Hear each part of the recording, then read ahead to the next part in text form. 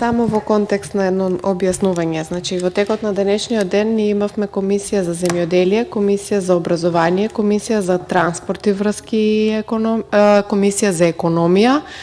И исправете ме уште нешто. Плюс имавме пленарна седница на која што бевме присутни сите пратеници, имавме координација и сега што имавме последно? Значи, и финансирање и буџет.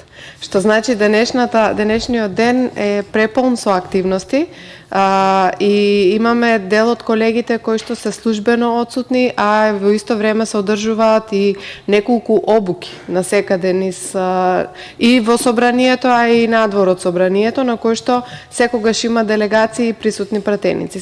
Чисто за да ја одбранам честа на пратениците кои што денес не можеа да бидат присутни, иако верувајте дека за сите нас е интерес да бидеме тука, да слушнеме овие луѓе што се кандидати за оваа битна институција, што имаат да кажат, а во исто време и навистина е полесно да се формира мислењето кога се дава гласот, кога ќе ги видиме и кога ќе ги слушнеме представувањата, затоа што тоа се импресивни биографии од кои што ние само би можеле да научиме, и тоа за нас индивидуално би било само. И од сите излагања верувам заклучивте колку е важно ова тело и колку е важна работата за целата медиумска индустрија. Чисто сакам да одбранам зошто поголем дел од пратениците денес не можеа за жал да бидат присутни на оваа седница, но на сајтот на собранието стојат сите говори и излагања, во исто време имаме записник и стенограмски белешки од денешната седница и се надевам дека сите членови на оваа комисија, меѓу кои што и јас, за сите оние кои што не можев да бидам присутна и да ги слушнам нивните